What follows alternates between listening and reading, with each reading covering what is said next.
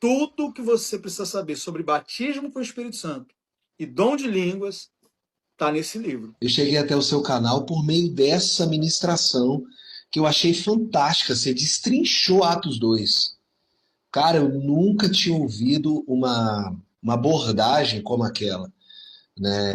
A gente sempre a gente sempre ouvia das pessoas a questão do idioma e parava por ali, mas ninguém entrava tão profundo. Por incrível que pareça, você conseguiu destrinchar Atos capítulo 2 em uma hora, assim, muito rápido, muito cirúrgico. Na verdade, foi cirúrgico.